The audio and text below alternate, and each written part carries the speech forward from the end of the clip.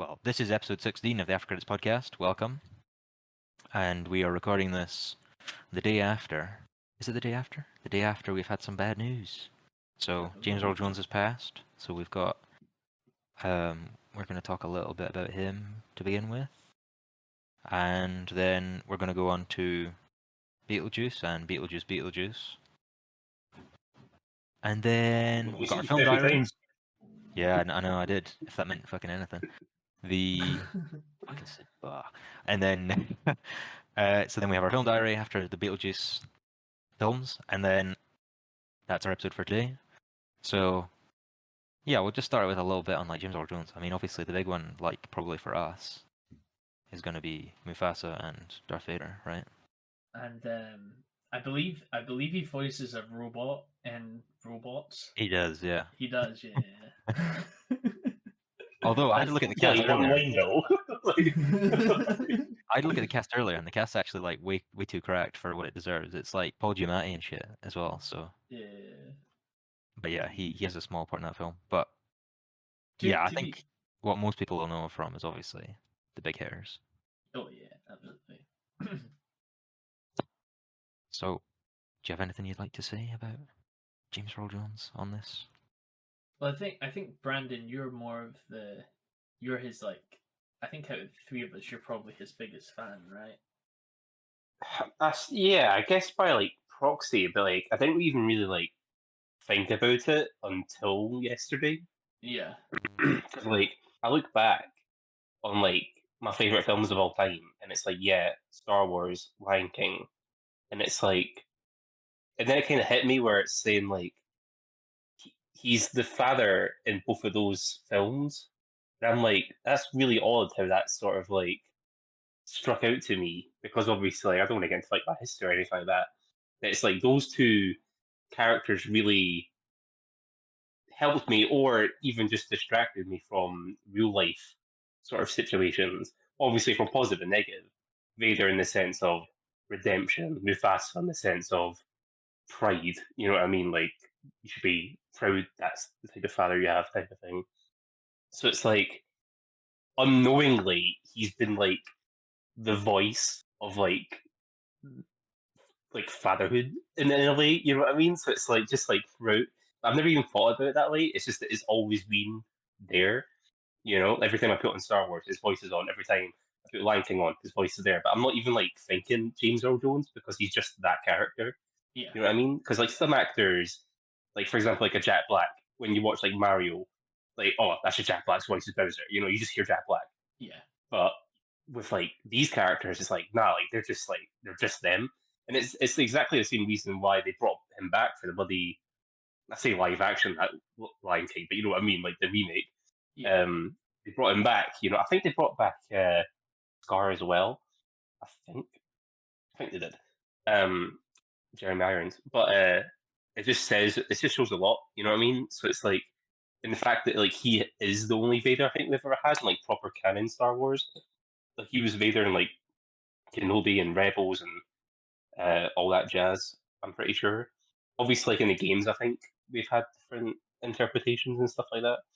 But it does just kind of show like how sort of important he was, and it's just kind of funny because obviously, you guys know, like I watched freaking episode 3 in cinema the other day, and that was the day before he died. So it's like, obviously, at the end of that film, I'm pretty sure that's the last voice you hear is his like no kind of thing. So it's kind of funny how that's just happened that way. You know what I mean? So it's like, again, it's not like something where I would have said like, oh yeah, he's one of my favorite actors or voice actors of all time. It's just because he's just always been a prominent like presence in sort of media for myself. And obviously, I think watching stuff back's going to hit a little bit different now because obviously of the passing and stuff like that. But also now it's like, for freaking Star Wars fans, like Jesus Christ, like when you look at the original cast, there ain't a lot left. You know what I mean? So it's like, geez, it's literally Harrison Ford and Mark Hamill and C-3PO. I'm pretty sure they're the only three alive from that one film. Unless I'm like really forgetting someone. The main characters, if you know what I mean. So it's like, It's a weird feeling, and it makes me feel even more worse because I'm like, God, I need to meet these guys at some point because who knows, you know what I mean? But at the end of the day, like it's also like not a happy thing, but it's like he freaking lived a long bloody life. You know what I mean? Like 93, that's a good age. Yeah. You know what I mean? So no one can complain about that. He seemed pretty healthy all his life and well loved. Like I remember watching him on Big Bang Theory. It's literally my favorite episode of Big Bang Theory, and he's just the most like jolly guy. And it's like he just like came across so well. Obviously, I've seen interviews and behind the scenes stuff of him. Always just a freaking sound guy, but yeah, no, it's gonna be crap. Obviously, I'm pretty sure he retired recently, or at least I'm pretty sure he gave up um, voicing Vader at the very least. So I'm pretty sure he's on his way out of Hollywood anyway. But yeah, no, it sucks. But I mean, that's my 2 cents on it. So I don't know if you guys would add anything else as well.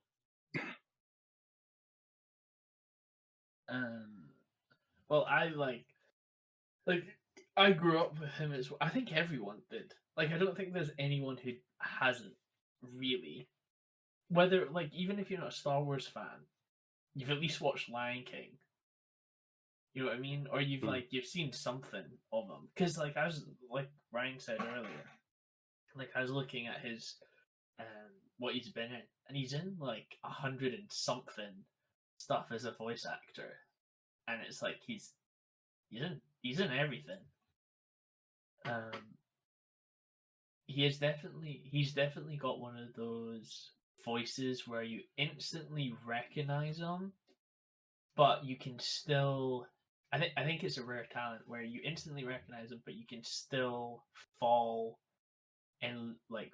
for that this character's a character and it's not him playing it. Do you know what I mean? Yeah. Like I think he's one of the few voice actors who's like that personally.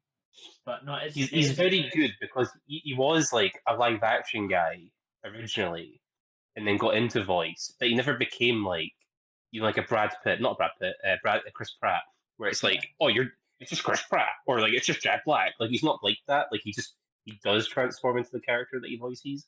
Yeah. So he's not like that sort of celebrity voice actor that a lot of like current actors kind of like right now.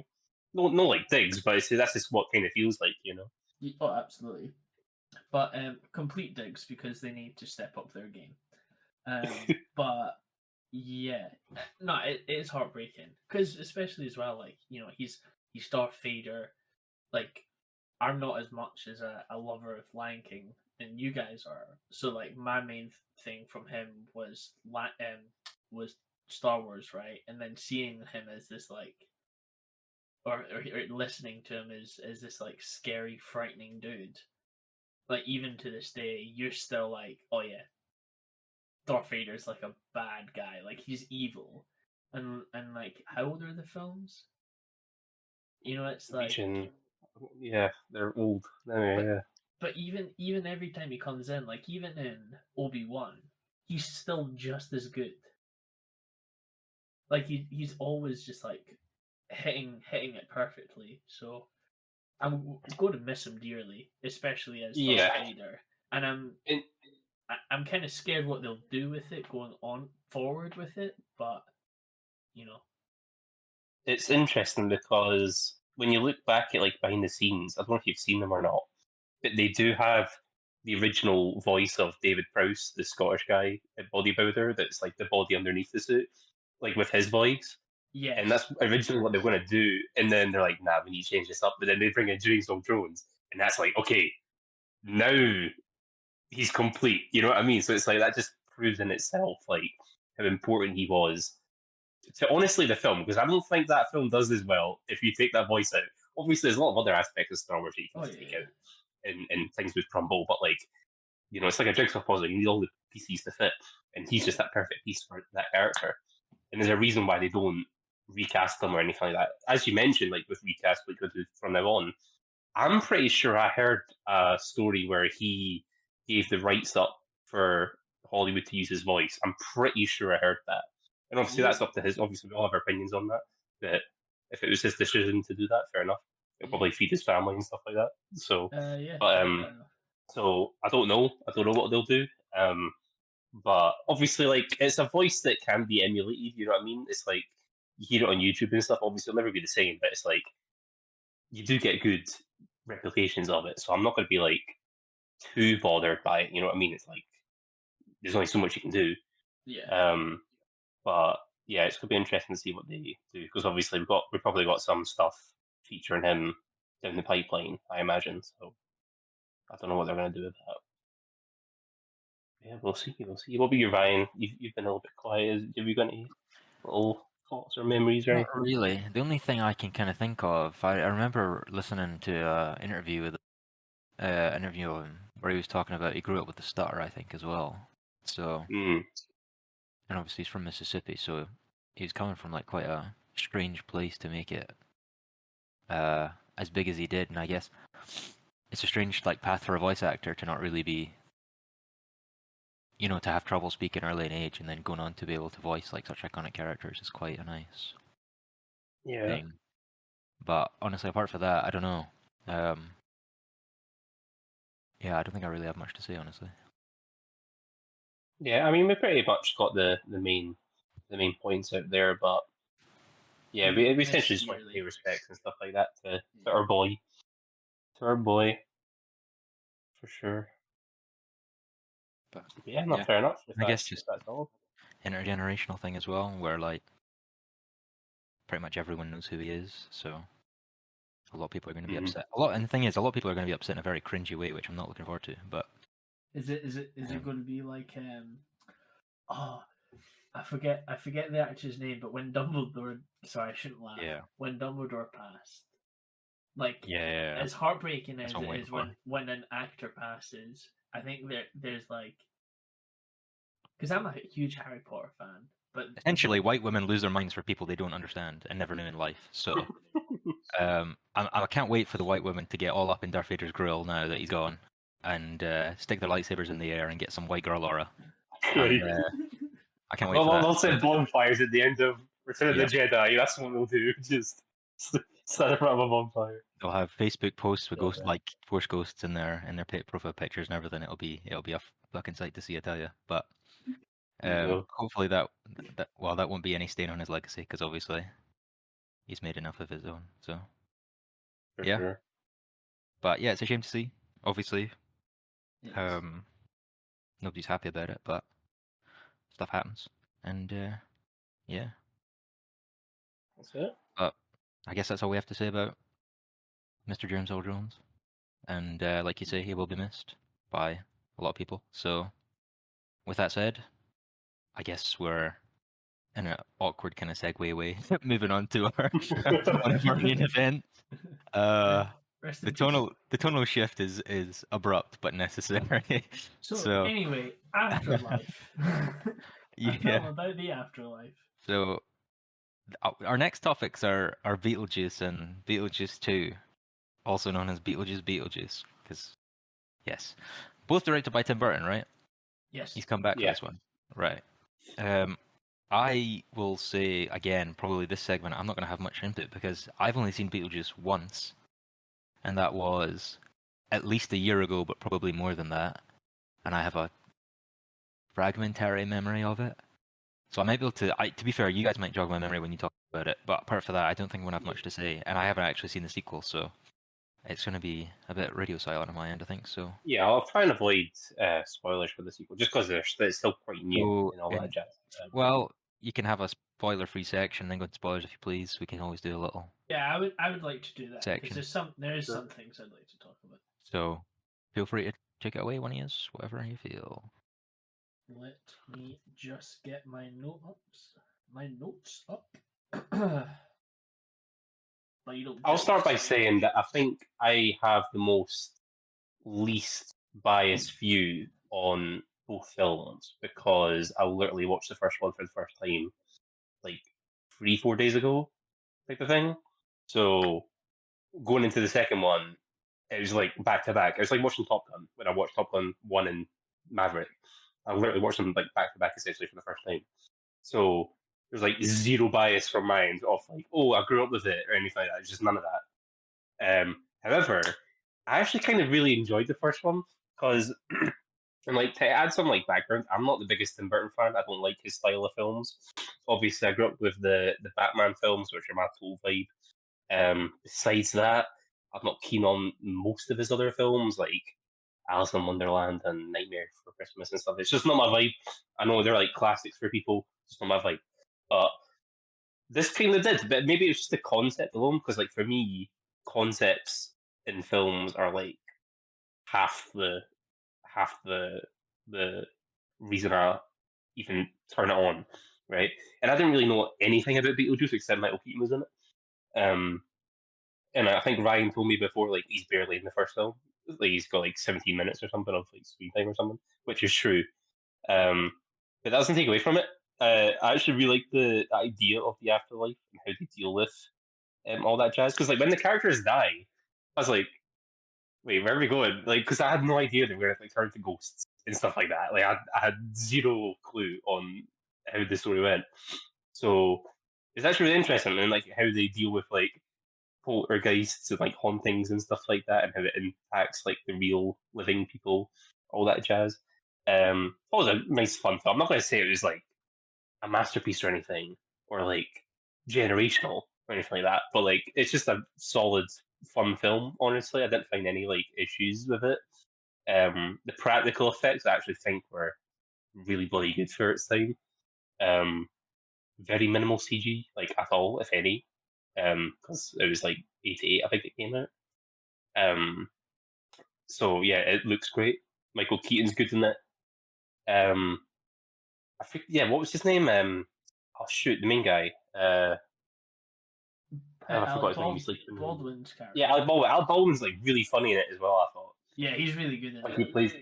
he plays that like dopey husband like really well, and the wife is really good too. But yeah, that's my stance. And like I said, I only watched it like this week, so I don't have like childhood bias or anything like that from that. But like, when did you first watch it, Robert? Like, was this like a long time ago? So I think I first watched it like no one actually introduced it to me, so it would have been like 5, 6 years ago, something like that. But I'm probably the biggest Tim Burton fan in the group. Like I've grown up with him my whole life, bar watching Beetlejuice and a couple other things. But like I love his style, I love everything about him. So I definitely have more of a biased opinion when it comes to Beetlejuice, and not Beetlejuice when it comes to Tim Burton's films. But yeah, no, I I totally understand why like it's people's favorite films and stuff like that. I personally, I think it's good. It's super enjoyable, but like I wouldn't put it as like one of my favorite Tim Burton films or even up there. Um, I like I think the storytelling, and I said this to you, Brandon, because um we had seen Beetlejuice together.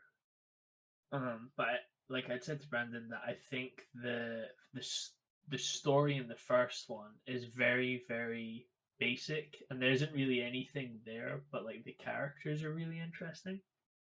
And I think in the first film, the whole concept of like these characters going through this afterlife and then trying to like scare the family out of their house is really fun, and it's enjoyable to watch. Um, like especially oh sorry, I didn't mean that. Like especially you know the scene, Brandon, where they possess the family Yeah. and then they're all like dancing. Mm-hmm. Like it's such like an iconic scene, but it's like it's probably my favorite scene in that film. But you like it's just fun. It's a fun, scary concept of a film, and I'm trying to think what else. The practical effects are great, especially when I forget the characters' names, but the husband and wife who are now dead, when they like are trying to scare them, and then they like do like the iconic, you know, like horror faces when he like stretches out his face. Like Yeah. watching that's a lot of fun, and it's still, I think, like better than most like weird CGI films today. It's good fun, and it For also sure, yeah. yeah, it's very Tim Burton, but it's good fun. But there's just like nice little like nuances that I like where like they don't overly explain stuff, which I quite like because I don't like when Hold films your hand. overly explain their concept because when they do, for me, that sometimes opens them for plot holes. Whereas if you just leave it, it's like just don't like overdo it. You know what I mean? So like for example, a big one in it is that on like Beetlejuice's grave and stuff like that, it's spelt wrong. So like at first you're like, oh, what a weird gag. But it's like to me, I'm like, mate, it's probably spelt wrong on purpose because nobody wants to repeat his name. You know what I mean? So it's like, but they don't explain that in the film. That's just like you just have to like get that information yourself. Is You it? know, Is so it? it's like Is it not hmm? beat? Is it not spelled as like Beetlejuice? Beetlejuice? Yeah, it's like Is it Beetlejuice not? or Is something it like not? that. Yeah, because in the whole film, that's how it comes up, isn't it? Is Beetlejuice, Yeah, but everybody just says Beetlejuice. There, it is spelt like that, but it is pronounced Beetlejuice as well. Yeah, right. Anyway, yeah, but it's like when the characters are trying to say his name, they don't say it properly. So I'm like, is that done on purpose or what? You know what I mean? Because like, Yeah. why else is it called Beetlejuice on the title? Why is it spelled differently then? If that's the case. Like I'm just like, am I giving the film too much credit or like I don't know, but I quite like that little stuff like that and like little hints of like his past and how he died and stuff like that. Again, they don't like get too much into it, but it's like it's also I don't really care. Like just show me the character as he is now. We don't need like a whole backstory or whatever because it's a pretty short film as well. It's Yeah, only like an hour and fairly a half. short. Yeah. Yeah, Well, so it just flies in. even when the family dies, like it's literally they drowned. Like it shows them crash, they drowned, and then the next scene. No, sorry, it shows them crash into the river. Then the next scene is them going into the house, and it's them like soaking wet. You know, it's like that's all Yeah. it is. Like it's not like, oh, you watch them drown. It's just, yeah, no, they're dead. Yeah. And like, I guess like one last point I want to like bring up is again like the idea of like visual storytelling, where it's like when they go to the spiritual realm or whatever you want to call it, and you meet all like the dead people, they don't like overly explain like how they died or whatever. Just by looking at them, you can understand like, all right, he freaking got eaten by piranhas, or he got like freaking a tomahawk through the head or something. You know what I mean? Like they make it obvious. Like they don't need to like overdo it. Of like, oh, here's my backstory and stuff like that. Again, we'll bring it up when we talk about the second one. I think the second one does the opposite, where I think they do explain a lot of how things happened and all that sort of stuff. And I'm just like, some things that takes away from it. I like some of it, but when they do it like over and over again, I think it takes away. But we'll get to that when we get to that one. But yeah, obviously Winona Ryder as well. She's like really young in this bloody film because I've only really properly seen her in Stranger Things. Is she in Edward Scissorhands as well? Is that her in yeah, there? yeah, that's her. Yeah. Yeah, Yeah. she's in Yeah, like- most of. I think she's in a good few of Tim Burton's earlier films. I'm just gonna have a look. She's yeah, because that was during the point where she became like crazy famous. My favorite Yeah. Winona film. Just quick side note is recommend to anyone who actually listens to us. Ewan, if you're listening, Girl Interrupted. It is like her and Angelina Jolie. It's like one of the. It's insanely amazing. It's like such a good film. 10 out of 10. Definitely recommend. But yes. Sweet. Like I remember Ryan, like you saying like when like before we were gonna like talk about Beetlejuice, we were kind of bringing up how Uh-huh. like you weren't the biggest fan of it or whatever. I think I was a big fan of the start of the film, like you say, with when they die and stuff like that.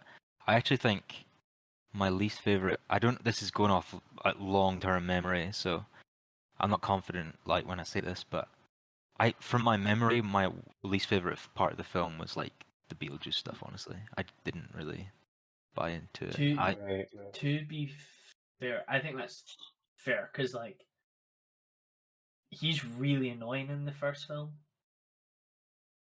even though he's great. Like, I understand if people are like, "Oh, he's the worst part of the film." I would get that. I really like him in the second film though. I remember liking the idea of the stop motion, but not liking it in execution in the first film that much. It's definitely like aged a little bit. Yeah, it's By definitely now. better in the second one. Right. But apart from that, and I like some of the gags, and I am a big fan of like visual gags in general. So like you say, like folk in the waiting room and stuff like that, all that kind of stuff's fun. Yeah, I'm a big fan of Yeah. like unspoken gags as well. But I honestly, it was one of those films where I watched it and I was like, it's alright. Probably won't watch it again. And I guess that's how I feel about it. I'm not in a rush to go see it again. Yeah, but I'm the same. Like like, I'm picking it up, but it's like at the end of the day, I'm like sitting at like a high 6. You know what I mean? Like I'm not like gonna that's be like, oh, it's an 8 out of 10 or whatever. Like it's like just a really like enjoyable film. I'd maybe show it to like my kids or whatever whenever that happens, kind of thing. But like I've got no like intention of like rewatching it anything soon or anything like that. But yeah, and that's fair. Like I totally understand. I think the comedy in it is brilliant. Although some of it wouldn't freaking get past these days because there's some non-consensual stuff going on in the Oh first yeah, film. with Beetlejuice and what's her name? I'm so Barbara. bad. What's her? The wife, Barbara the wife. Yeah, like, he's just like touching her, kissing her, kind of like just like yeah, like bro, like oof, no, you can't be doing that now. Well, Can't be doing it. even it's like even Beetlejuice and Winona Ryder's character, like him trying to marry this like really young Yeah, girl, like it's just dodgy. Like it is just that it is a weird film. But 80s were just different, right? Like that was just a different time. yeah. And what kind of blows my mind is that this was a year before Batman. So I obviously don't know what like was filmed first, but like to think like imagine like being a Batman fan and hearing, oh yeah, Michael Keaton who played Beetlejuice is gonna be Batman. You'd be like, surely he'd be better suited for Joker, right? Like surely, you know. But like To be crazy. fair, yeah. You would have. But it just kind of shows his range as well. Like he'd be like the serious sort of character as well as this chaotic character as well. So that's all like interesting as well. Kind of like Mark Hamill, how he's like Luke Skywalker and Joker. It's like, oh, like Yeah. that shouldn't make sense, you know? Yeah, very. Both are very talented. But it's like sure. like when you watch Michael Keaton, like in Batman, like he's great. He's fine. I like watching it for the first time. I don't have the nostalgia of it, so I'm like, I totally see the appeal for when it came out. But like when you watch him in is it the Spider-Man Homecoming? Is it Homecoming? Yeah. Yeah, he's so Vulture. good in that. Like he's probably like the highlight of the film for acting wise. Like his performance is great in that. But in Beetlejuice, I think he's like his acting is also phenomenal, and it's probably like the best lead acting in it. I don't know if you agree with that. But... Yeah.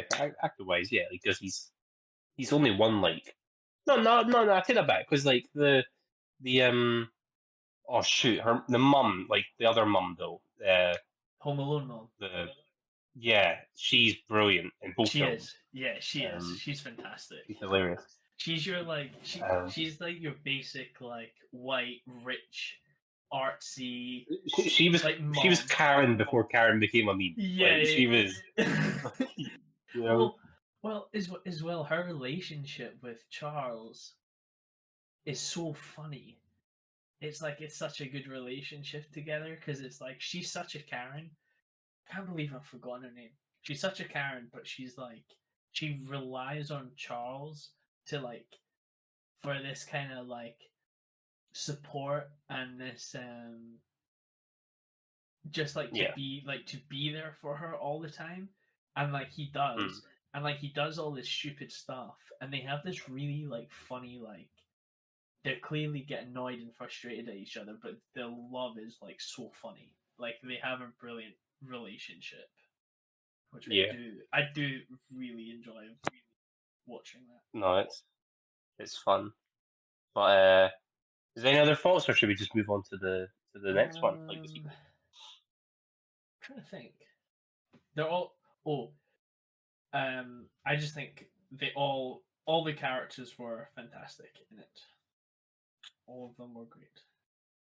Yeah, I think they did a good job. You stand it out and stuff like that. Like again, I'm not like the biggest like fan of like gothic stuff or typically just Tim Burton stuff in general, but like I got into like Winona Ryder's character. So because like typically if I see that type of character in a film, I'm like, I'm not gonna like you. Like, you're so like you're typically really boring and moody.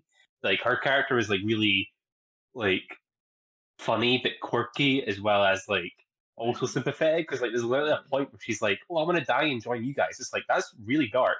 Like, jeez, like, yeah. like, no, don't do that. But as well, they handle it so well. You know what I mean? Like Yeah. it's not like it. They don't like just toss her feelings aside and stuff like that. Like I think it's a good movie.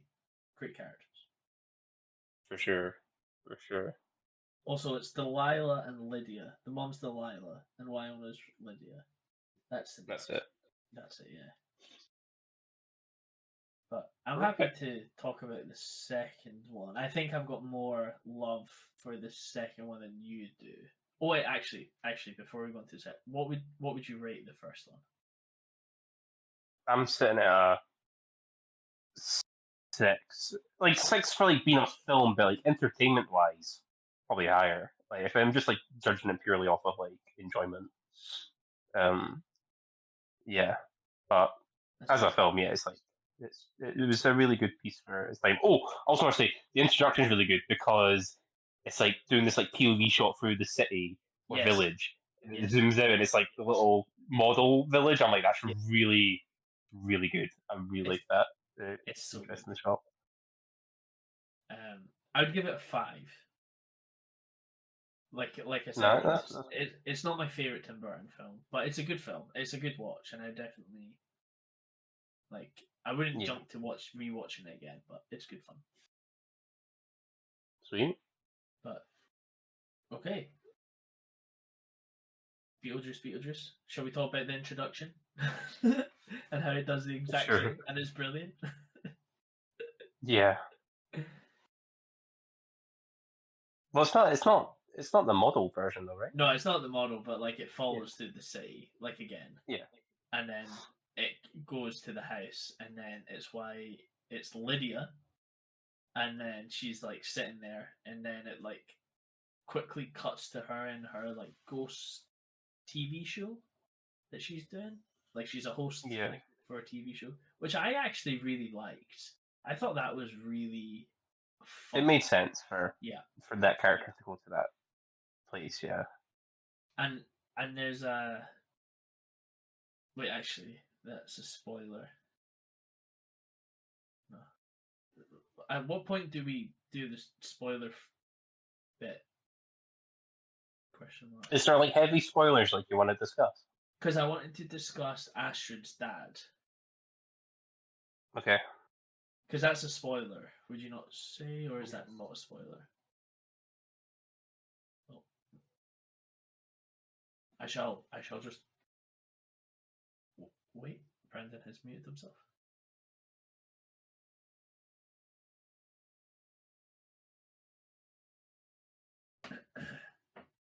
Well, while he's doing that, I'll talk about the practical effects.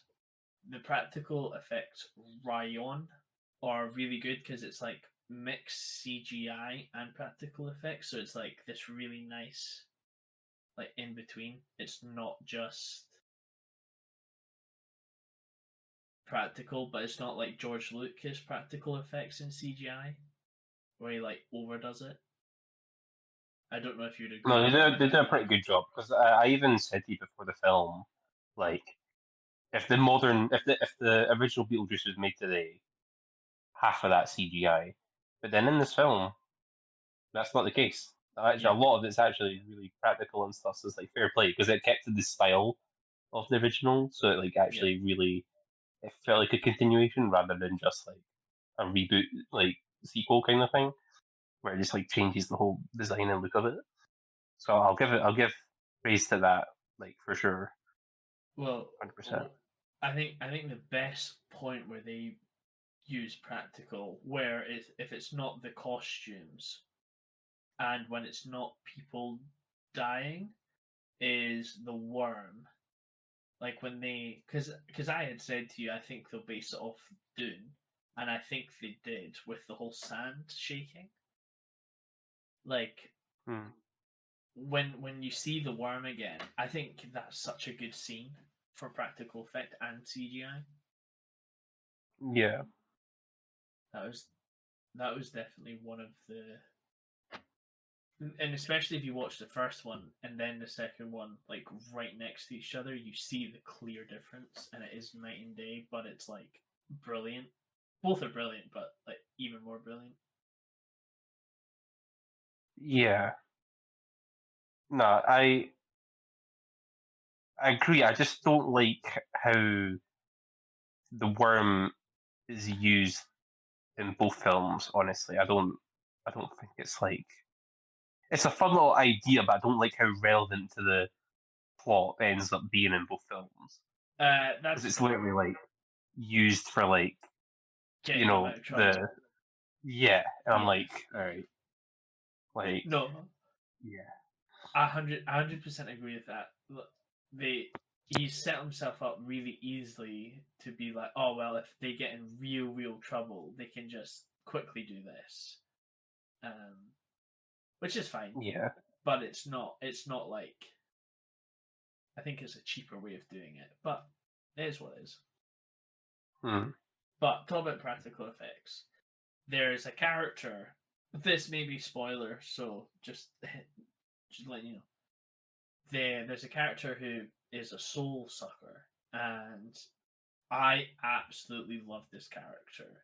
And the whole hunting down Beetlejuice and then like killing people, but the way she like sucks the soul out of them, and then the way that their body kind of like becomes, I don't know what the, like a sling almost, like it just like thingies itself.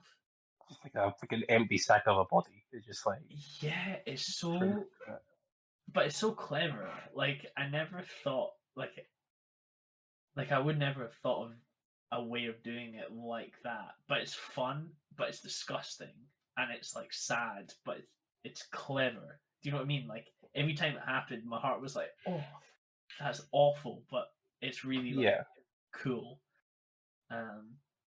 But I really liked that character. I did like the whole premise of like a soul sucker is like, if you're dead and that happens to you, then that's even like there's no returning. Like there's nothing after that. That's like death beyond death, which I liked. I thought that was interesting. yeah. No, I understand. I have some big takes. I think I especially have it.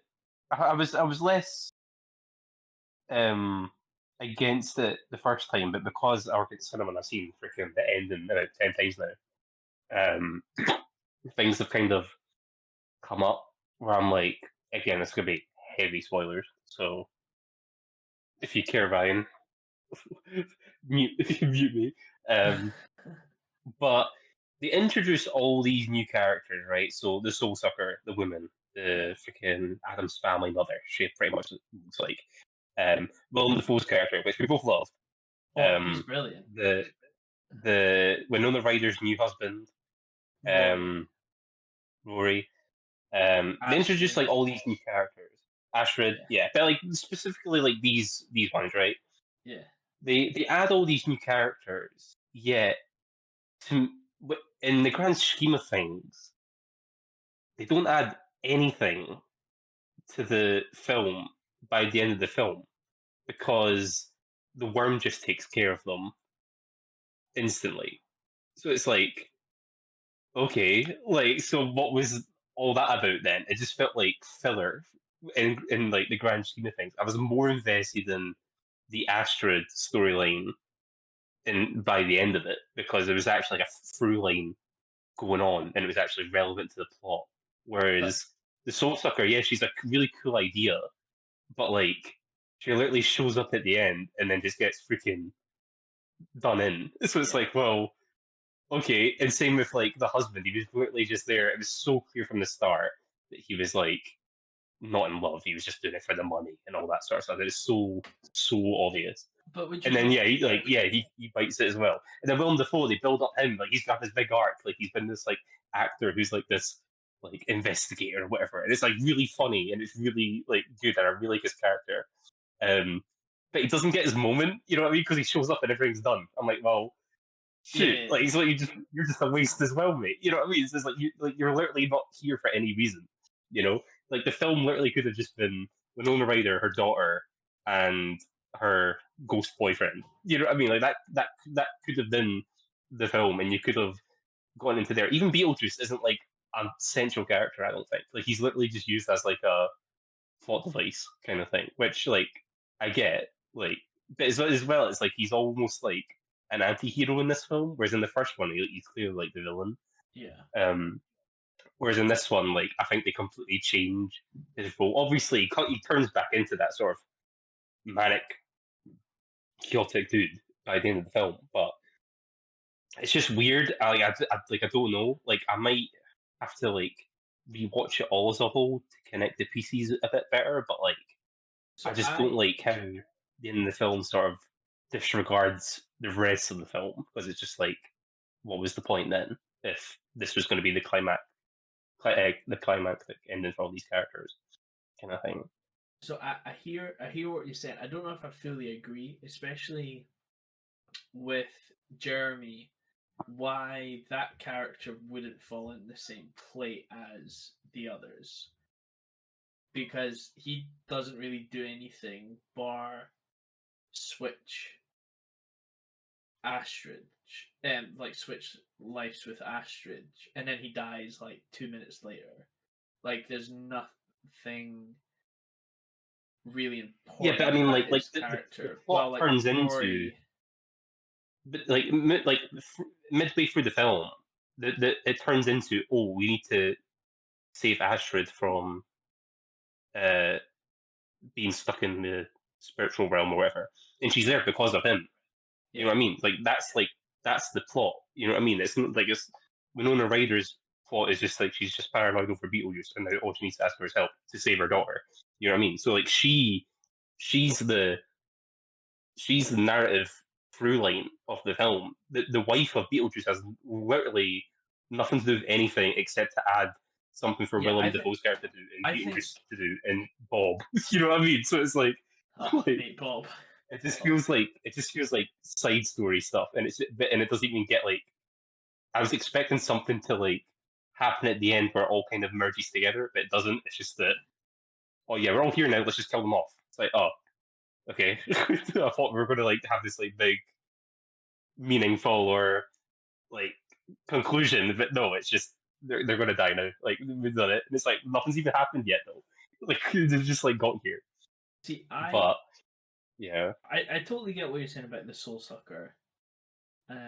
That's fair enough. I don't think I agree with Rory because I'm like, Rory is more of a narrative for Lydia and is like pulling her down and is like diminishing her as a character. And it's like the whole point for their relationship is that he is pulling her down and making it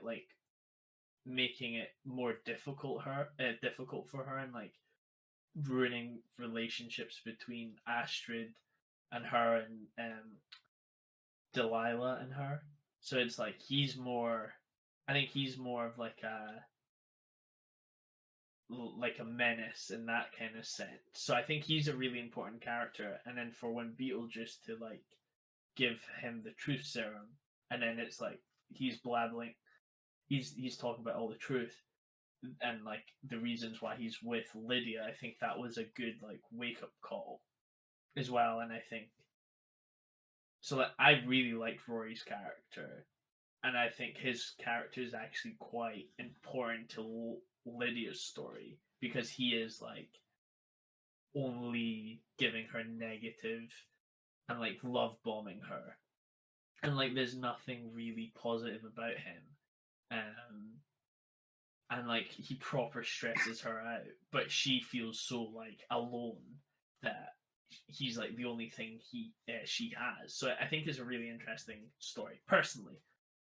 So I don't know if I would agree with the Rory the Soul Sucker. But how does that fit into like the Beetlejuice plot?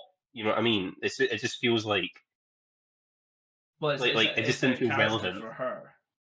But it's relevant for her Yeah, but character, though. I just think there's other ways that could have been done to do that. You know what I mean? It just feels like an unnecessary addition. I don't know. You could have just argued like her being haunted by Beetlejuice is the reason for her like neglecting Astrid or something. But instead, you've added this character that ultimately like doesn't end up doing anything. You know what I mean? It's just like, oh, I didn't love you. You know, so I don't know. I feel like we're in a disagreement, but that's fine. We'll agree to disagree. Well, the whole thing is like people going to movies, right? Taking different things from each other. But I think we both agree William Dafoe and Bob were 10 out of 10. Yeah, like I mentioned in like the last Beetlejuice, there's like an entertainment scale and then an actual like well-made film aspect. Their entertainment levels are high. I was very entertained by them too. For me, this was like so I gave Beetlejuice a 5. For me, this is like a solid 8. Like I really enjoyed this film, entertainment wise. Really, an 8? It's so good. I love it. You think this is Oppenheimer? Yeah. What? Oppenheimer's ass. It's ass. Nah. The first 2 hours is fine, but the last hour is ass. This is supposed to be a movie podcast. This is so good. It's fun. It's fun. It's like I'm not sitting there being like I could be doing something better with my life. Like I'm doing something good with my life watching this. Like it's just enjoyable. It's fun. It's like family friendly. Like anyone could enjoy themselves. Oppenheimer is perfect for the first 2 hours. The last hour, I hated myself and my life, and it's garbage, and I did not want to be there. And so that is why Ryan's woke up now. Ryan's interested now. He's like, okay, so I'm going with it. But we're not talking about Oppenheimer. I'm sick and tired of this discussion with you, Robert. No, it's fine. How many times do we need to teach you this lesson, old man? I'm not. Look, we're all allowed our hot takes, and I'm known to have the most hot takes, and I will stand by them. At least I give you at least I say to you, oh, the first 2 hours is perfect. Like, at least take that. At least I'm not being like blinded by like, oh no, the whole movie's ass, because the movie's not ass. And Christopher Nolan is a master. He's an insanely talented director and definitely one of the best. But Oppenheimer, I can't do it. I would never watch it again. Don't enjoy it. But anyway, Beetlejuice, 8 out of 10. I think it's the most. It's better than the first one. Out of like enjoyment wise, I personally love what they do with Charles and the dad in the first film, and because the actor, as what seems to be nowadays, most actors are flipping pedos and messaging 14-year-olds. So like they literally kill him off, and then they kill him off because he gets eaten by a shark. But instead of like bringing back the actor, they just make him a puppet. And then when they go into the afterlife, you see Charles walking about, but he has got no head, and it's like a shark spitting him, so it's like only the chest below, and then it's this little like bit of bone that's coming up and is like splurting blood, and it's like he's talking like he's underwater, and it's so good. It's such a flipping like great idea. which I loved. I thought the film was like really creative in that sense, for bringing back his character. The one thing that did really annoy me, and I don't know if you'd agree with this, Brandon, is Alec Baldwin and his wife in the movie. Lydia, she says that they're no longer here because they found a loophole, and so they were able to get out. Yeah, definitely But- that. Yeah, I was just like, yeah, it's like But the complete then- opposite of the Charles stuff, where it's like the Charles film is a really creative way to explain why he's gone without like using the actor. Mhm. Whereas them two, they're just like, yeah, they're not here anymore. It's like, well, It's- okay, like that's kind Yeah, of it's crap. It's like, why didn't we not see like a little them as puppets? You know, like we did Charles, and then like going, actually waiting in the waiting room, and then like finding out, there's a soul train, or there's trains that take you to like different levels of the Yeah. afterlife. Like, why to didn't me, we like see it that? completely disregards like the entire first film, because that's all about like, they can't leave the house, like they're stuck here, you know, Yeah. so they have to get used to the people who now live here in the real life, you know. Yeah. And then it's like the second one comes along, it's like, oh yeah, they're gone. It's like, what? Like, okay, you know. And again, like for me, who literally just watched it back to back, I'm like, that's kind of like crap, you know. But Exactly, well, because like they don't because- linger on it. It's just done. So at least they do that. But Because like something I would have maybe done is Alec Baldwin and the couple find a loophole, and they're like, holy cow, like we found a place to the afterlife. And then it's like, or like other parts of the afterlife, sorry, like different sections. And then it's like, but it's them as like little puppets, like they did Charles, right? And just get them to like voice them. And then it's them creating like the Soul Train and all these different platforms in the afterlife, and then like controlling it. And then it's like them going on the Soul Train to like do their new thing, and they've given like the role to someone else to take over. Like just like a little like 2-minute segment of just that. Like I think that would have been like, that's brilliant, instead of having this beautiful piece for Charles and then absolutely nothing for them, who were like the highlight of the first film. yeah. I'm trying to think of anything else. Spoiler alert, Danny DeVito shows up. And for the 5 seconds he's in it, he's brilliant. No, it's good. It's good. He's good. But yeah, I don't know if there's anything else to say. I think everyone. Notice how Beetlejuice has barely been brought up, like the actual character, because he's so irrelevant to the bloody story. You know what I mean? He's still It great. adds nothing. Like Michael He's Keaton. still good, yeah. Yeah, He's just as good as he was. Michael Keaton is definitely like, every time he's in it, like see at the end when they're singing that song. By the way, banging song. I love that whole scene. The when he's like dancing with Lydia, and everyone's like really badly lip syncing it, bar him. He's the only good one. He's so good in that scene. Like for me, that's the best scene in the whole film. Just that dancing scene. I love that so much. No, it's entertaining. Yeah, and also no one's mentioned Jenna. Well, we've said like one or two things. She was really fantastic in it as well. She was really, really talented. As always. I would say she was fine. To me, there was nothing where I was like, "Oh my god, what an actress!" You know, I mean, she was just fine in her role. You know what I mean? Like the only person I would say that about is Beetlejuice, but that's also because of his previous role as well. Where it's like he's the only one like actually. No, I would give it to the mother as well, because Delia, like she's actually. I think Beetlejuice, Delilah, and what is it, Wolf, the detective of actor. Yeah. Those three were like the highlight of acting, I think, in that film. I would agree. Best. Yeah. Yeah, they were really good. But no, I thought everyone was decent at least. What is going on with my computer? It is like. But yeah, I mean, so we're clearly at odds. I'm more like set at always. 5. Nah, Always. Most of this year we've been on the same page. Yeah, that's what I mean. I would give this one a 5, like you would have given the original Beetlejuice a 5. That's interesting. Obviously you're saying this is an 8. I'm like, Oh, it's so fun. It's just fun. we came in cinema and you were saying a 6 at the time now, so I'm like, what the hell's changed? Well, no, it's from because then to get to an 8? I'm thinking about it.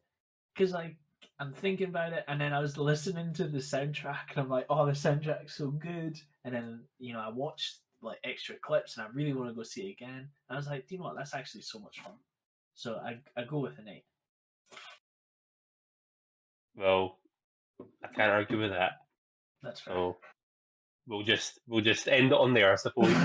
Okay, right. You can now add anything if you've seen anything at all. This is your moment.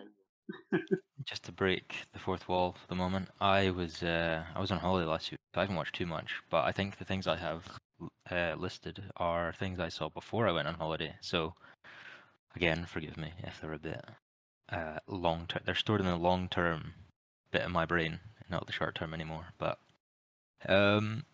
I saw for the first time 1408, and it's based on a short story. I think it was 2007. It's John Cusack, Samuel Jackson, and it's based on a Stephen King short story. Right. And after watching the film, I actually went and read the short story because it's only about 30 pages. Is it good? And Ryan, I've actually seen this movie. You have? Yep. Good. Well, I'd never seen it before, recommended by a friend, and yeah, I actually quite enjoyed this. It's like a really interesting concept, and to me, that's like an instant like plus for me. This is the thing: is that Stephen King already has a little tally next to my name for bias, but Stephen King does have this thing where when you notice trends with Stephen King, they become really, really obvious every time you see a new thing he makes. But actually, a bunch of the Stephen King isms in this film, I don't think are even in the book. So they obviously take inspiration from him as a writer as well, I think. Because there's very little character work in the original. There's very little character in general. It's very, like, dry. Because it is. And actually, I think it was... The reason it's stayed a short story, and I don't think he expanded on it, whereas I think you could have the way the film... Because the film expands on things quite a lot, actually. And I don't know how much involvement he had in that, but this started out as he has a book about how to write books. I think it's Stephen King on writing, and originally, 1408, Room 1408, the short's called, is started out as an example for this book of how to write short stories, and then he got invested in it and just finished it. Which, if he's in his cocaine period, must have taken him all of 30 seconds. But actually, yeah, I think performances are good. I honestly wish whenever you watch a film with Sam Jack, you think, oh, I just wish there was more Sam Jack. But this film really does suffer from a front loading of Samuel Jackson, and then you basically don't see him again until the end, which is a shame. Yeah. But I get that you lose some of that when you'll lose some of what the film is, because the whole point of the film, like you say, the premise is essentially, what if there was an evil hotel room? That's basically the premise. And Stephen King has done that for a lot of things where he's like, oh, what if a car was evil? What if a tire was evil? What if a dog was evil? There's a lot of what if so-and-so was evil, But yeah, and it's always based on something like in real hotels, they don't have 13 the number 13 anywhere. You know what I mean? Just for some suspicion. Even you know what I mean? So it's recently, quite interesting. Having been in America, they don't even have 13, at least where I was, they didn't even have a 13th exit on the interstate. It went straight from 12 to 14. Very superstitious. Right? And I like things I don't even know did they say this in the film? I can't remember, but even the numbers 1408, those digits add up to 13, so it's the 13th room on the 13th floor. But they just don't call it that, but it's still those numbers, really, which is fun. Mm-hmm. But John Cusack, he's great. He totally carries this film. I mean, the thing is, he has to, because the whole film's on his back. Literally, he's the only guy, only person in it. Yeah, and I think he does it. You know what I mean? He does it, and I really enjoy his dialogue with Sam Jack at the start. Really snappy. I like that it's quick. quick introduction to their characters, and they're very like swift about it. And the film in general, I think, is good for that. At least at the start, just getting you in the room, because that's like what you're waiting for, really. And I know him more for the 2012 film. Yeah, me That's too. where so yeah. I will say Mid-ass film. there are multiple versions of this film. So, what ending did you? We'll just skip to the ending. What ending did you see for this film? Now, I won't lie, it's been a long, long time, so I don't know. You'll have to. If you So- describe that, it might click for me. But In the director's cut, yeah. he dies, but he burns the hotel room. So he destroys the room essentially. It'll never be used again, but he dies. And Sam Jack goes to his wedding and he gives the wife the possessions, and then she turns him down. And then he sees John Cusack like dead essentially. But that's the director's cut of the film. Now, the theatrical cut of this film is kind of hard to come by. For some reason, it played in theaters, and I can't remember if it was during audience tests before the film even came out, but people weren't happy with the ending, or if they just weren't happy with the ending anyway. Because, like I say, the book isn't that long. So, it is only 30 pages. They have expanded this quite a lot, so they were kind of working on, like, a skeleton, essentially. They've had to add all the flesh and skin. But, just to keep it nice and horror-y, there's some imagery for you. And, so the first ending to this film is that he survives. And I think he ends up in hospital, and the room burns as well, but he does survive. And I actually, if you can go watch it on YouTube, but basically if you've got a DVD version of this film, it's going to be the director's cut. For whatever reason, they've decided that the director's cut is the one that you can buy, and that the theatrical cut you can buy, but it's more rare. I think you have to get it in a box, like a certain type of box set, like a 2-disc pack with the director's cut. But I actually really prefer the theatrical cut ending to the director's cut ending. Right. Because like this does just end on like a pretty dour note, and I don't have a problem with that, but when you watch the theatrical cut, it's actually a pretty nice ending, and it seems to fulfill things a bit better. I think in true Stephen King fashion as well, this does kind of suffer from a little bit of a third act problem, where I don't think you need the whole sequence where he escapes and then realizes he's never escaped, and that because he's written it's weird. He's written the manuscript in his vision. He's lived his life basically like Blitz and Chits, Rick and Morty style, and then one day goes to the post office and goes, "Oh fuck, I never actually left." Like months later, it's implied because he's written the manuscript. So he's lived like months of his life only to realize that he's actually back in the room, which the whole audience saw coming. At least I did, and it didn't seem like it was going to be anything but that. So I don't know. It felt really like either do that and just twist it early because everyone knows it's coming, or just commit, because it felt like it was in a really in between place, which is probably why there's multiple endings to this film, because they didn't know how to end it. Is that it tries to commit too hard to the he's gotten out, but then it's not satisfying ending, so everyone knows it's not going to end that way. Just to reel you back in, just for him to die anyway. It's not that satisfying, and it feels pretty convoluted, honestly. But yeah, that's a Stephen King. It's not Stephen King. He can end books, just he doesn't have a great track record. But even with that said, a lot of Stephen King things that do not have satisfying endings, I still really enjoy. So like It, I don't think It has a particularly enjoyable ending, but I enjoy that a lot. Pet Sematary is probably my favorite novel ever, and I actually don't like the end to that book either, that much. So I can enjoy like the journey and then just not care about the ending too much. But that's what Stephen King tends to hook me on as a reader anyway. I'm not too concerned about the ending, but well, Stephen King, Pet Sematary is a different one because I do love parts of the ending, just not the lead up to the ending. But that's a different story, literally. And some of the lines are directly lifted at the book, which is nice. And then they kind of like continue some of the dialogue from the book, like outright, just to kind of expand on it and stuff like that. Personalities are really good to bounce off of.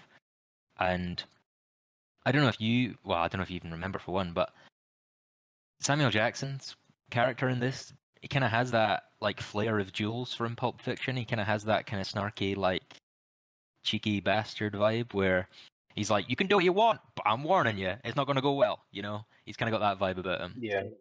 which is nice to see because obviously this is like 15 years ish after Pulp Fiction, but nice to see him doing that. Mm. The Stephen King protagonist as a writer, that's a cinema sin. Thing. The yeah, that's one of the Stephen King isms where you see it and then you don't ever unsee it. That like at least one character in all of his films or books is like a writer, which is fun. But he always has a self insert. I really like the camera work in this film a lot. Actually, I noticed that even on.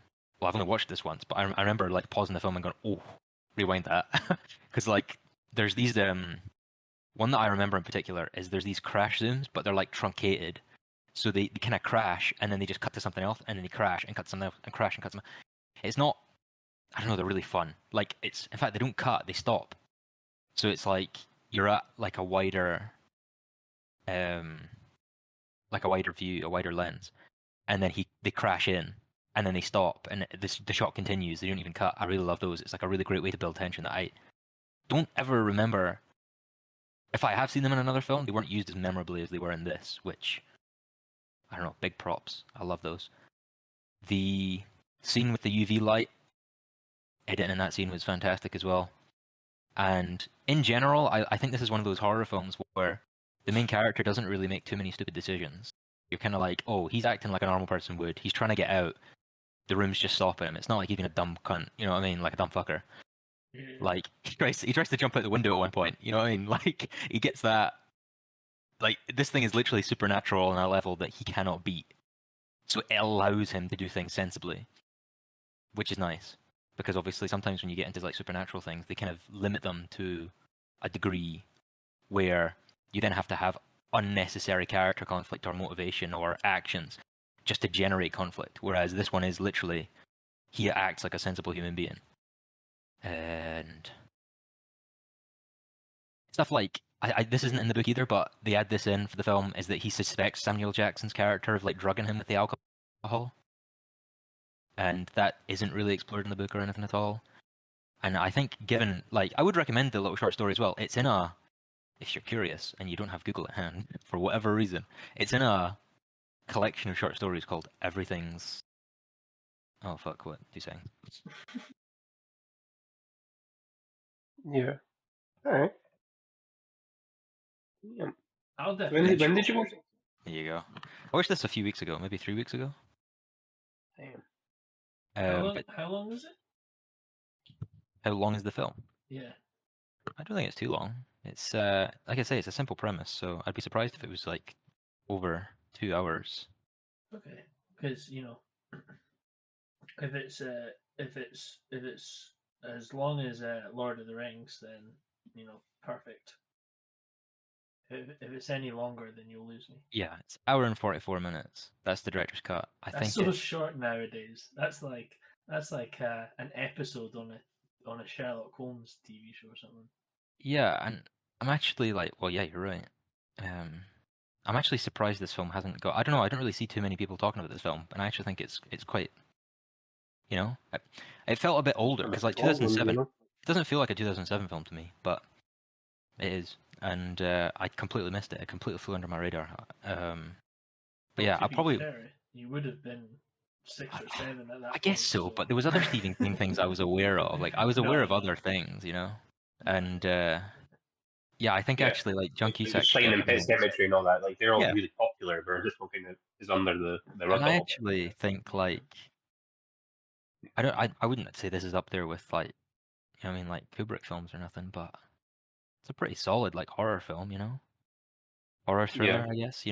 It's like I could recommend it, if you're vaguely interested in horror or Stephen King. It's definitely something you just pop on Netflix, It's like. Well, yeah, and ironically, it's on bugger all, so I had to buy the DVD. Oh, really? Wow. Is it something where because we all know how much of a baby I am when it comes to horror films? Is it something that even I could watch? It's more. I don't know.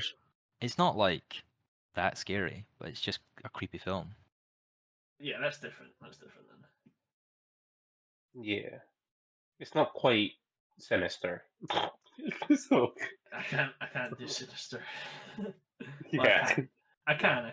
I just don't want to. no, it's fine.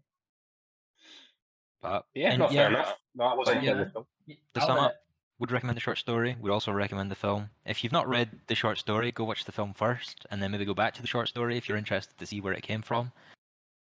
But there's a lot of character stuff added. Well, basically all the character stuff's added in the film. Like entire arcs and characters that just don't appear in the book. There's just not time for it in such a short thing. So, if you're interested, I would recommend the film.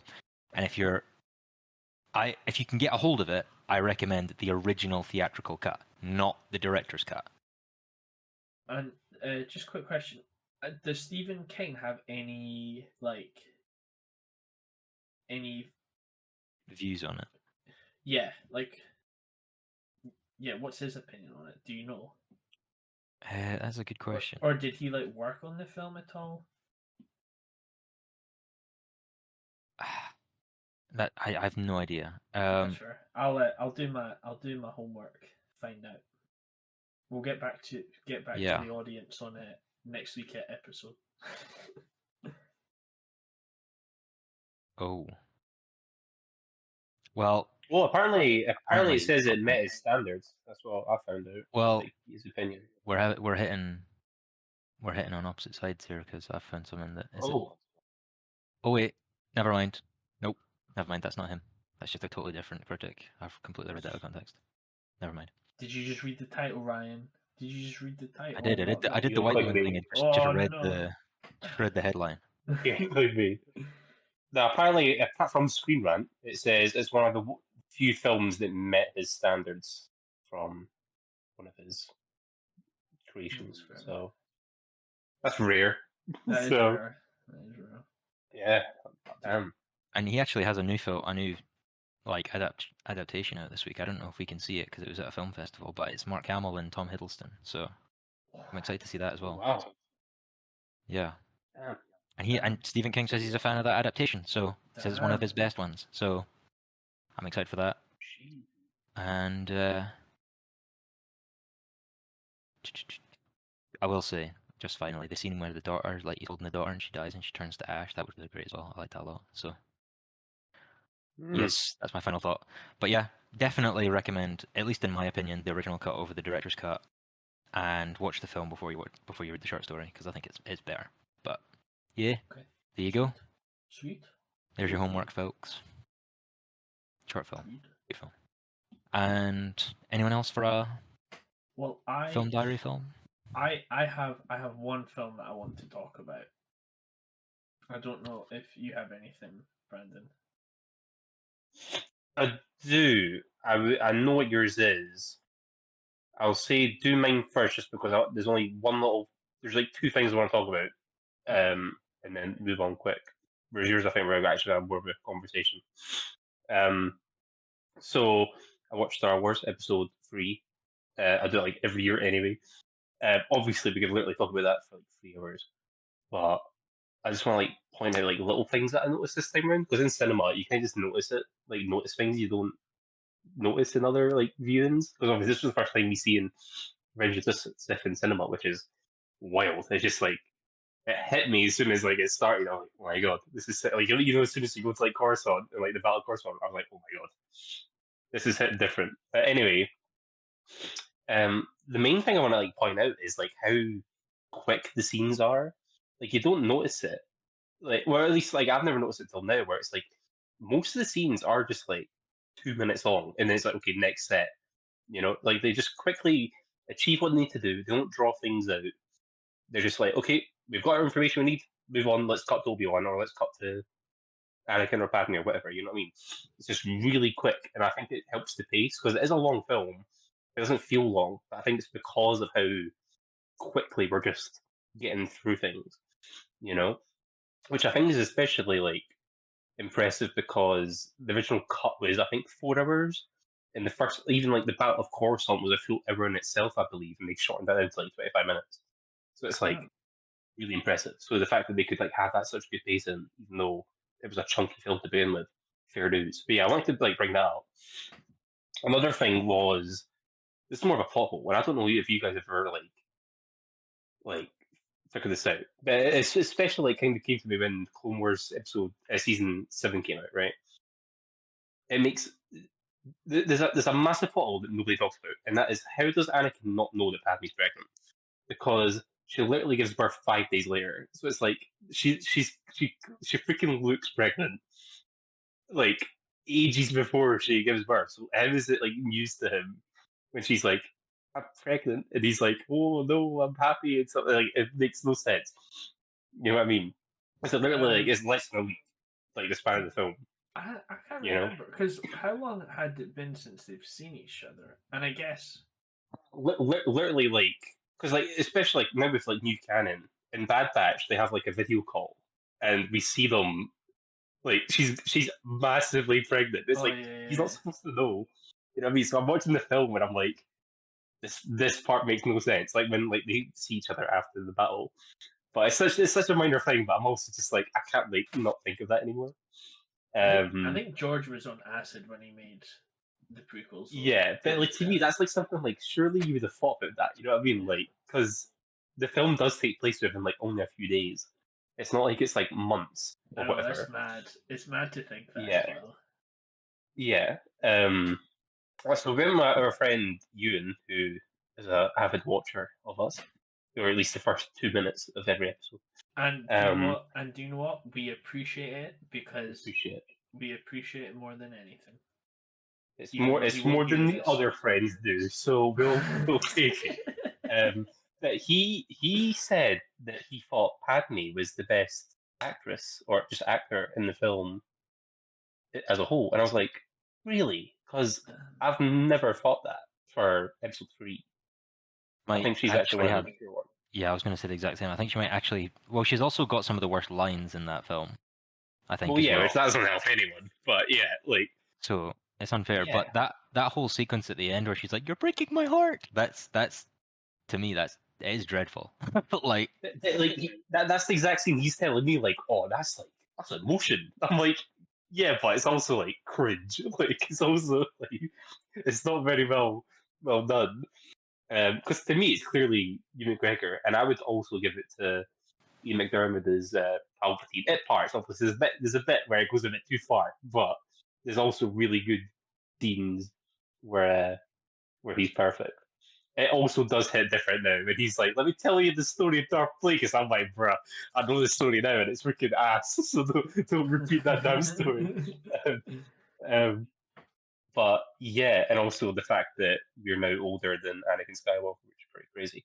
Yeah, I don't like talk too much about it because obviously we literally could have a whole like dedicated episode or whatever. So I'll save that for a different time. Those were just like little things I wanted to bring up, especially the pacing of the film because it is just so quick, you know. But also Grievous is ass, and I won't hear anything else. Like he is actually just the pacing's only so good, or because it has to be because they've done basically not that much in the last 2 films worthwhile, and now they've had to rush through the entire origin story in one film, basically. Yeah, because I still like me and Ewan we were still like saying like the turn's too quick. You know what I mean? Like but I think fanboys get no, I don't know call them fanboys, but people who defend it are arguing for a different reason. Because I think the reason he leaves the Jedi is justified.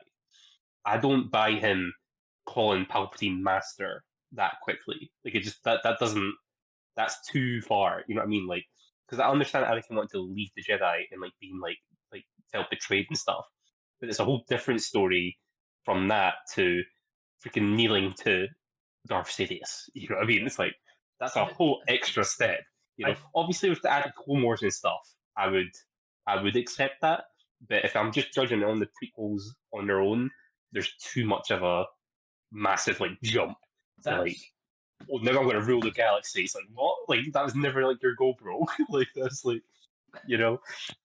I think that's the hard thing about the prequels, though, is like if you want the prequels to be good, you have to watch Clone Wars. Yeah, it's purely context because it just adds so much. Well, that's the thing, right? And I know we don't want to talk about it like too much because we'll just be here all day. But Yeah. like the way when Ahsoka leaves, you go, okay, that makes sense. Like the way she does it, and I think should have been the way Anakin left. But obviously, without him doing what he did, we wouldn't have Darth Vader and all that kind of jazz. Yeah. But yeah, I think if you go into the prequels the first time, it's garbage. Well, it's not garbage, but it's just hard. It's hard because the dialogue can be really cringy and the storytelling can be like quite difficult. But then when you watch the Clone Wars, because like I remember when I watched it for the first time, and I spoke to you about how I've always loved the prequels, even though I can agree that it's not the best Star Wars. But like watching Clone Wars, it's flipping fantastic. But then when you watch the prequels, like the movies, you are a bit like, oh, that's cringy. But because of the Clone Wars, it's actually really cool and it makes sense. So it's like it's pros and cons, isn't it? The main thing is that they give personalities to the clones. Yeah, and in the movie, good. there's a so bugger good. all. Cody has like 2 lines. Well, do you remember when I first watched, I was like, oh yeah, so like Cody's my favorite clone. I just think he's brilliant. And then like, and then I think it's like season 1. I was like, dude, Cody's like a trillion times better in this than like anything, and even like a basic. Yeah, but saying that, like, of course, Cody's your favorite clone. He's the only guy that really talks with the films. You know what I mean? So like, he's the only. But that's like such a detriment because I completely do not buy the idea that George always had this control chip idea. There is no way. I think the original idea was the clones were in on it the whole time because as soon as he says like Order 66, whatever, they're just like they're acting as if like okay, we've been waiting for this order. Let's do it. Kind of thing. Whereas obviously with the added show context, it's more like a control chip. I definitely because I like the idea of like there being a bond and stuff with the clones and Jedi and stuff. But absolutely, I definitely think this is where is it Dave? Yeah, where Dave shows up and Dave goes, "All right, George, this is what I'm thinking." Yeah, I just think George does this sometimes where he's like, "Oh no, that was always part of the plan." It's like, nah, you're fixing it. You know what I mean? You're fixing it as you go. It's like the whole Luke and Leia thing. It's like that wasn't.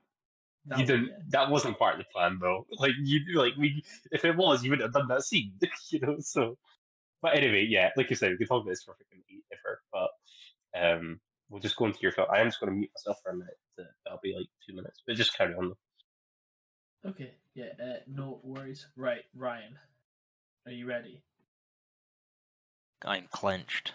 Okay, so this is the film I want to talk about, and then I will bounce. Okay, so Godzilla Minus One. So I'm clenched. I'm just gonna start off from just really quickly. I think this is the best monster film that I have ever watched. Like I love Skull. Is it Skull Island? Yeah, Kong Skull Island. Yeah. Skull Island. I think that film's brilliant, and that was always like my favorite. Like big monster, or Pacific Rim. But Godzilla Minus One was just incredible from like start and then almost to the end. We were so close. But I absolutely loved it. I thought the acting was phenomenal. I thought the characters were all phenomenal. The soundtrack was great.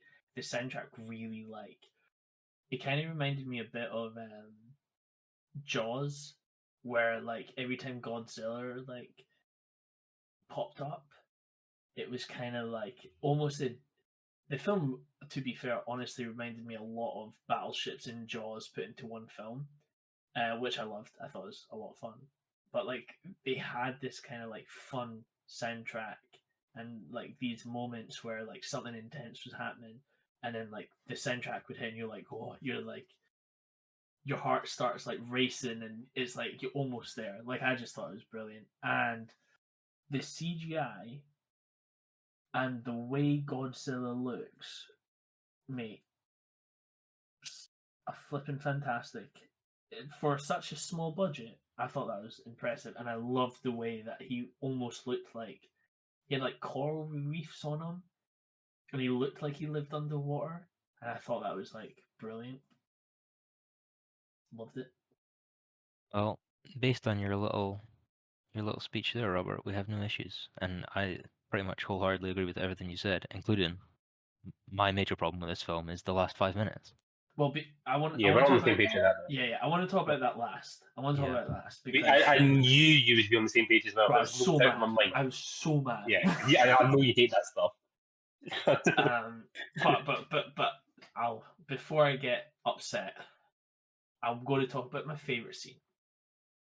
Now, my favorite scene is the second time they meet Godzilla in the little wooden boat, and they're like, "Oh, we have to go and kill this monster," and then there's like this massive like warship that's like been blown up, and then there's this other little boat that's like following them, and then they just get eaten by Godzilla, and then these guys are like, "What the hell?" And then he's having like a pure panic attack.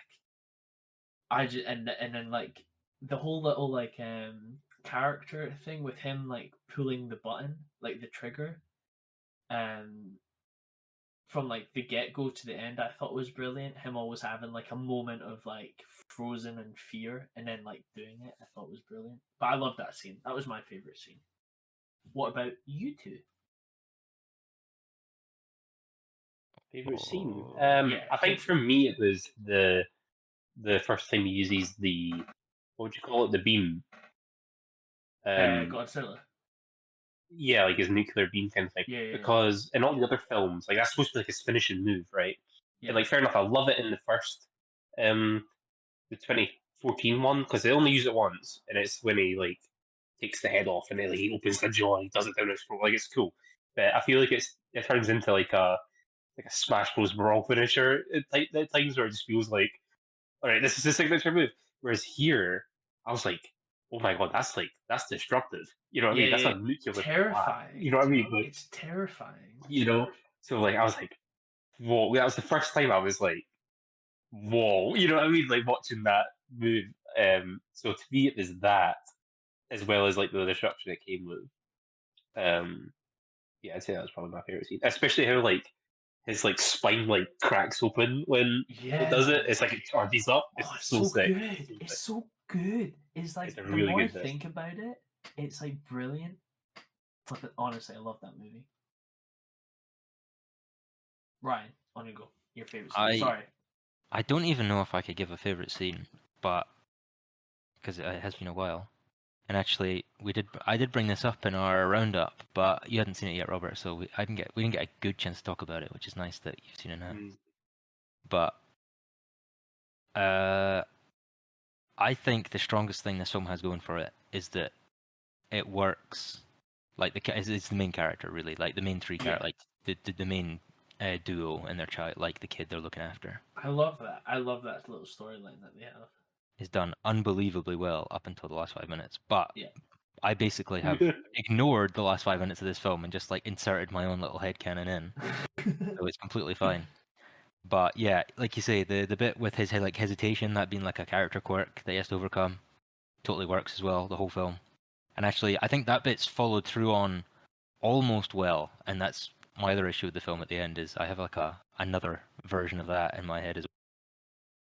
But yeah, even like the mechanic who comes back as well, like that's like super satisfying that he's just like, you're a pussy, bro. I'm not helping you. You totally fucked it last time. You fucked it. That comes along with something you're not a fan of, right? With the whole ejection Yeah. thing, right? So, for you guys listening and for anyone in the audience, the version of in my head of this film that I like to remember is that the mechanic secretly fixes the plane but doesn't tell him. And essentially, he pushes the button at the end, and it ejects him, as well as killing, quote unquote, killing Godzilla. Is that he rigs the bomb to also be rigged up to the ejector seat, and he doesn't tell him because he knows he's going to push the button. It's the only way he can get him to do it and follow through on his, and it will let him follow through on his character arc as well. But then you also get a good twist where it relates back to the mechanic's character that he's helping him. as opposed to discussing it with him to begin with, because when he discusses the fact that he's set up the ejector seat to the pilot, I do think it takes away from his hesitation, because I know it's not certain that he's going to get out even when he clicks the button, but I think it does remove from some of the character work they've done. I really just like that version of like everyone gets their moment and then it's revealed to be something else, as opposed to we think he gets his moment but he never actually got it. You know? I 100% agree, because like when I was watching it, I thought that's what was going to happen. Originally, I was like, "Oh, this guy's clearly like done the injection thing, like tapered it to the bottom." But then when you see that moment where they're talking, I'm like, "Oh, that's ruined it a wee bit." Like that would have been cool, because as well as like even a scene where he like hits the button and then you see him flying and then he's like pure raging that he's alive. Yeah, that's what I Like wanted that- as well. Yeah, exactly. Yeah. 100%. Like the I think most films are like this. When it hits the end, it does kind of like get messy and people are a bit more mixed with like obviously if they're happy or not about it. But it's like I think that just genuinely happens. But like this, I was like, why did you not do that? Like that would have been so cool, taking that hero's sacrifice away from him, then to have to like look after this little girl, and then obviously in our head canon, alone, you know, like that would have just been such a more interesting thing instead of him like picking to do it. As nice as it is, and he has more of a character arc, I guess, in that sense of he's like choosing to live. I think it would have been more interesting if he had no choice, as you say. Agreed. Agreed. Agreed. Okay. So we're going to talk about the absolute dog shit of an ending that it has. So we all know, well, I say we, these two know that I absolutely hate, and I will stop watching TV shows and movies midway if they do it, because I hate it so much. If you have a scene where a character is injured, dies, or is like physically or mentally messed up and does not follow through with that, absolute garbage. Garbage. If you break someone's nose and they do not have a little thingy on their nose and it, or like swollen black eyes or whatnot for the rest of the movie or show, if it's like set in a day or something, or a couple of days or a couple of weeks, and like the bruise don't bruise, you've lost me, and it really bugs me and it drives me up the walls. And when you kill characters and you bring them back and they are flipping gorgeous looking, but they've just been absolutely demolished by Godzilla himself in a trillion buildings, and there's not one little like they're totally fine. Like it boggles my head, and I hate like that's one thing I hate about films is how like ill people look pretty. Like if you have cancer in a film, you're gorgeous looking. If you're on your deathbed, you're flipping gorgeous. Like it's really irritating. If you've just been hit by a tornado, chucked 1,000 miles, you're gonna have a little scratch. Like I just, and I hated this film for that when they killed off their his wife or girlfriend or love interest, and then bring her back at the end, and she's just got a bandage over her head and her arm, and then there's no cuts, there's no bruises, and she's got like makeup on, and she looks really pretty. It's just like, and there's no blood on her bandages. It looks like the bandages has been like put on just then and there, but there's like even if you were to put a bandage on and you're cut up and mushed up, like you're gonna be bleeding anyway, right? And like, how does she have all her limbs? Oh, so for me that really annoyed me. but I'm Well- a big baby when it comes to that stuff anyway.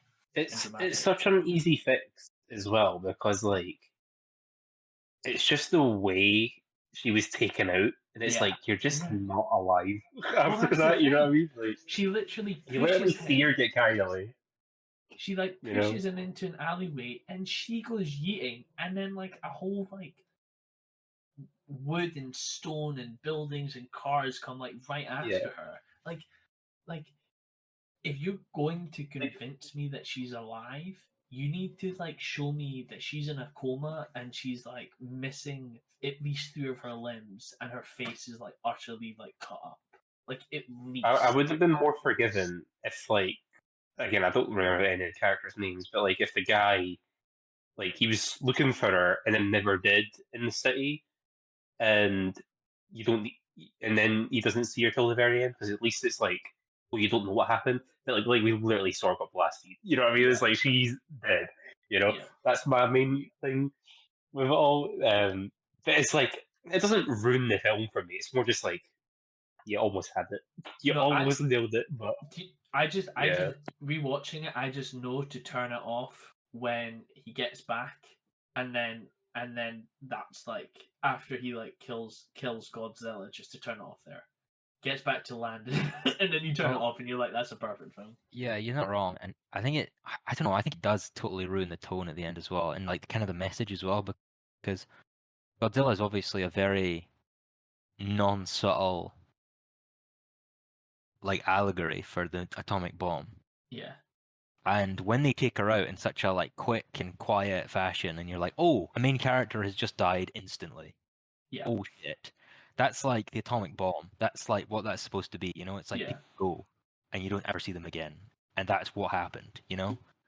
And then I think to bring her back is almost like kind of ruins that allegory a bit, where it's like, oh yeah, she just survived it, but it's like people did, but like also people didn't, and it was a much better message at the end, I think, to end on like a hopeful but somber note that this is what we've lost, but we also got back, you know. yeah, And I think getting her back, getting so much back, ruins that kind of what the bomb was and what Godzilla is in relation to for Japan and stuff.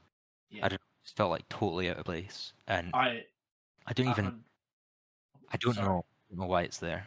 I don't know if it was in a writer's thing, if it was a studio thing, if it was a test audience thing. Any one of those stages, but I don't think it should be there at all. Yeah. I'm looking into it, and there's apparently like this like crazy theory where like she's got this tattoo on her neck that you can see at the end of the film, and apparently it's like a scale from Godzilla, and that's why she's alive. And apparently the director confirmed it as well. So I don't know. I don't know. I've just had a little quick read, but it seems very like It's a scale. niche. It's a what? Sorry. It's like a scale or something. Yeah. So she's turning into Godzilla. Noriko survives Godzilla attack and is found safe in the hospital bed. However, she has a mysterious black mark on her neck, which the director confirmed is made up of Godzilla's cells or G cells, whatever that means. Ugh. I I don't know. dislike that even more. I dislike that even End more. on a good note. End on a good note. I want to like really like give the praise to the people who made the film because I did some research this past week because I knew you were going to bring up today. Oh, it's fantastic. 9 out of 10. I just want to like put everything in context, right? And like put it in context with other films that have come out. Let's think of like Indiana Jones with a budget Yeah. of 300 million or whatever, right? And all that jazz, right? Just like listen to this, right? It was a budget of an estimated 15 million, right? Again, 15 compare that to other Hollywood films right now. It made over 10 times in profit of that. And it was only 35 people that worked on the whole film. 35. Only 35. Other projects have either hundreds or thousands. That's including CGI people and all that. It was only 35 people that worked on the whole film, not just like the effects and all that, the entire project. And it was out of their own money as well. So I'm like, and they won the Oscar for best visual effects that year, which I know you prefer like the creator, but I think just based on that story, Well, I'm like, fair freaking play. honestly, You know what I mean? Like, it's just, honestly, You because know. I hadn't seen this before the creator, so like I couldn't judge this. But for yeah. so I had no idea, but like obviously with the tools they're given and the tools the creator is given, obviously these guys deserve it more. I still think the Yeah. creator overall looks better, but like this looks Of course, fantastic yeah. as I would well. Do agree, you know what like I mean? as a whole, yeah, it Yeah. does, yeah. Yeah. But just like the pure like No, that's amazing. dedication and like Yeah, the no, that's work incredible. towards all that. It's just it's mental. See, Shout out to Ryan. the corridor crew. Oh, that's where I learned it from. See, Ryan. But I told you, you just need the right people, and you can make this. Boom. But yeah, we're all big fan. I think you guys like it slightly more than I do, but that's just because I struggle with subtitled films. So I find it hard That's to fair. sort of follow the story. But that's my fault. I'm not going to like disregard the film for that. So No, that's my okay, issue. okay. But yeah, happy days. Happy days. Happy days. Well, this was episode 16 of the After Credits podcast, and we thank you for watching. If you're still here, even if you're not, we thank you for clicking. And check back in next week, every Sunday, asterisk, every Sunday for a new episode. And check back episode 17 next week. Do we remember what is next week? I think it might be. You know what? It might be the animated Transformers. Well, if it's Transformers 1986, it's gonna be a cracking fucking episode. I'll tell you that. It's either that I'm or excited Shawshank. for that. So check back in for that. Holy fuck, I'm excited. You Well, know? anyway, thank you for watching, and yeah, see you next week. Cheers. Sweet.